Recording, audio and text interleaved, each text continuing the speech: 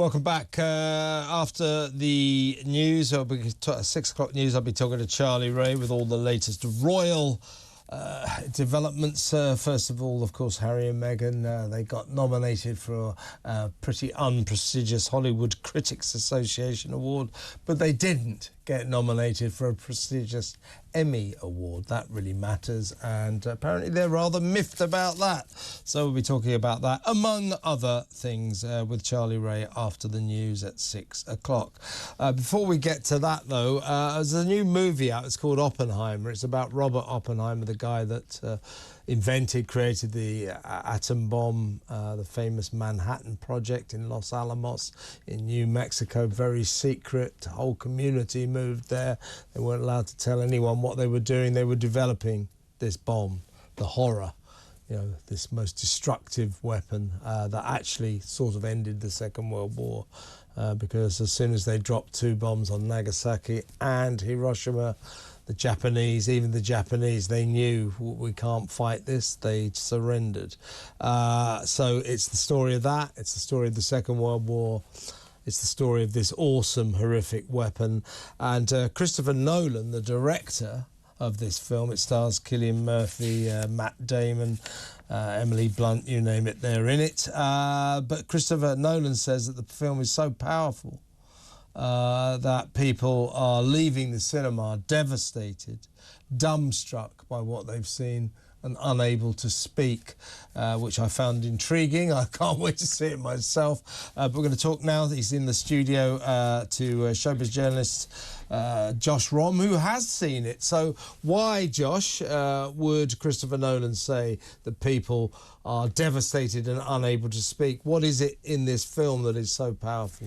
Well, I think it's the actual concept of what the atomic bomb is and what nuclear bombs can do, and then of course does it show you that? Oh yes, it does. I mean, I will say my point. Yeah. We know atom bombs aren't great, but what does it say? Putting it lightly. Yeah. I mean, but the thing is, I came out of the film, I heard these reports. I heard in the test screenings in Hollywood that people were coming out devastated. So when I saw the film before the premiere, I was very much intrigued about this.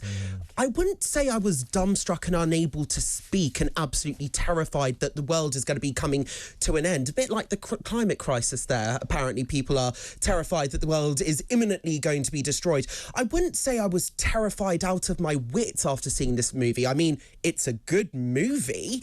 It's an epic. It's 3 hours long. The performances are incredibly nuanced. 3 hours, is it? Over 3 hours of running time. And it is an epic. And I think maybe a good half an hour of it didn't need to be there. I mean, Cillian Murphy provides an absolutely stellar performance. He's Oppenheimer, right? He is Robert Oppenheimer. You have Emily Blunt as Kitty Oppenheimer, his wife. You have Florence Pugh as Jean Tatlock. You had Matt Damon as this huge general, Leslie Groves. Robert Downey Jr. You had Robert Downey Jr. as this politician. You had the likes of Gary Oldman appear in a very brilliant but very short cameo as President Truman. You had Kenneth Branagh appear as a scientist. It touches on loads of themes like anti-Semitism, themes like nuclear destruction, also themes like sexual natures. You've got alcoholism as well, especially with Emily Blunt's character. It's brilliantly nuanced. Devastating, though, not so sure. So why would he say that then?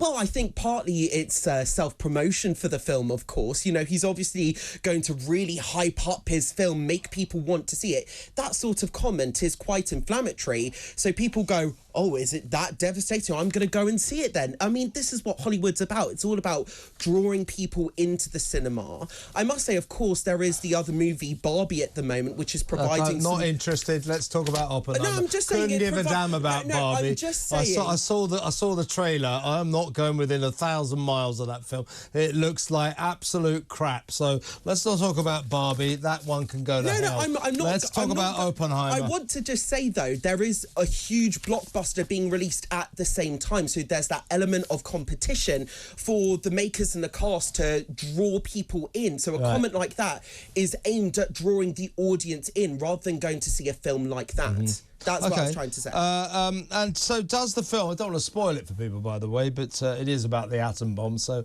I'm assuming we get the works in terms of exactly what atom bombs do, the horror of it? Does it depict the power of an A-bomb? Absolutely. The explosion scene in itself is actually mind-blowing. That's the big scene, That's the big scene, and that's the scene that Christopher Nolan has said, you need to go and see it in an IMAX because of this huge explosion scene. This explosion needs to be seen in an IMAX screen. I mean, what about the other 2 hours and 58 minutes of the film? That's what I would say. I mean, listen, the explosion scene is good, and it does show the absolute power of an atom bomb and what it can do, and it shows the destruction and how dangerous it is, which is, I think, why he says that audiences are dumbfounded and are unable to speak, because it does imply the absolute devastation that they could cause to the world. And actually what the character of Robert Oppenheimer actually said in real life is, I am the maker of death, because he knew the danger that these weapons pose to human civilization. Exactly right. So have you seen Barbie then? I'm seeing it on Monday. Okay. But I was at the premiere of Oppenheimer when all of these stars walked out due to this Hollywood actors strike. Yeah. What are your thoughts? What, the Hollywood actors strike? Yeah, what are your thoughts? Go on strike, don't go on strike, couldn't care less. It'll be good while they're on strike, so they won't be able to make any more dreadful Marvel comic superhero films. I actually think it might have an underhand effect, which is actually beneficial to UK cinema, because UK filmmakers and UK actors are all under different contracts with a different union called Equity, and strikes in solidarity are of course unlawful in this country. So actually, you know, all of the UK talent are still very much in productions within the UK are still very much going ahead. Well, I thought Deadpool had closed down. Deadpool has closed down, but that's because it's a US producer in a US movie studio, and all the contracts would be SAG-Aftra contracts, whereas a production like the Game of Thrones spin-off House of Dragon, they're all under Equity contracts. So even if they are members of this other union, they still have to go to work in the UK. Okay, so well, hang on a second. So what about Deadpool is an American production here, and therefore all the actors and then all the actors are under SAG-Aftra contracts, meaning. So are Equity actors sort of walking out in solidarity, or no? not? They can't. They're not allowed to in this country. Strike action, it hasn't been voted on by the Equity Union, therefore a strike in solidarity is currently unlawful in the UK. So therefore, even SAG-Aftra members who are working in the UK under Equity contracts, even they are still expected to go to work.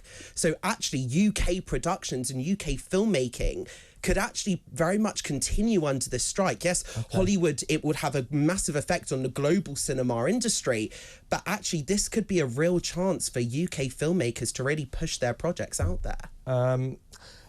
Indeed. So Oppenheimer is available now to the general public? Yes, I believe it's going to be released in cinemas later this week. And I will say, you know, Kevin didn't like Barbie. Go and see both of them. We love the cinema. I didn't say I didn't like it. I haven't seen it. I saw the trailer. That was enough. I was nearly sick. I just think it was a horrible, massive, shocking pink. I mean, who cares about a doll? I mean, what a ridiculous thing to make a film about. It's basically like Elf, just with a different toy. That's all it is. It's the film Elf, a doll living in the real world, being in the real world, dealing with real life situations. Elf had a funny actor in it, Will Ferrell. Well, I think Margot Robbie's brilliant. All I'm going to say is, after the pandemic, the UK cinema industry needs a boost. We've got huge blockbusters out at the moment. We've got Indiana Jones. The ending's rubbish, but still go and see it. You've got Mission Impossible with these. Have you seen that? I have seen it, and I went to the premiere of that. It is I love Mission Impossible. What is it, like Mission Impossible 23 or something? I mean, and there's more coming as well. It's Mission Impossible Dead Reckoning Part 1. How many has he made now then? Seriously. What is that? What is this one? I think, no, this is Mission Impossible 7. This is Mission Impossible 7. It's getting like Police Academy. And there's going to be Mission Impossible 8 coming out next year. potentially, providing there's no more delays due to the Hollywood writers' strike. But I will say in Mission Impossible, Tom Cruise does this incredible stunt, which is it's been in the papers. And it has, and it's been called the big. Right? Yes, absolutely. He's known for doing his stunts himself, and he actually told me at the premiere that it's not that he doesn't get scared; it's that he doesn't mind being scared. But some of the stunts are death-defyingly, jaw-droppingly good. And this stunt has been called one of the biggest stunts in the history of cinema. And when you watch it on that screen, it really is that breathtaking. I just want audiences to get back in the cinema, go back, help the UK cinema industry. We've got incredible blockbusters out there. This is an incredible summer for filmmaking, and I think I would love to see audiences go back into the cinema. Yeah, I would too, but the trouble is they make too many rubbish films, don't they? I mean, most films are about superheroes and Marvel comics stuff. You know, people like me, I don't want to watch any of that. There's way too many woke films about slavery and things like that nobody wants to go and see. So it's all very well saying get people back into the cinema. People will get back into the cinema if there's good films to watch. Yeah, and I think there are supposed to be good films also coming out. You know, Yorgos Lanthimos, he released The Favourite a couple of years back. Did you ever watch it? Emma Stone, Rachel Weisz, Olivia Colman. That was the film that propelled Olivia Colman to stardom. He's got a new film coming out with Emma Stone and Mark Ruffalo, which I'm really looking forward to. We've also got the new Wonka film with Timothée Chalamet coming out. That's the Wonka origin story, and seeing Hugh Grant as a small orange man being an Oompa Loompa. That's going to be quite funny. Definitely get me into the cinema. I can't wait to see that. Hey, listen, Josh, thanks for coming in. That's Josh Rom, entertainment journalist, host of the Sun's Awards Watch as well. You can read him in the Sun most days. So thank you very much to Josh Rom.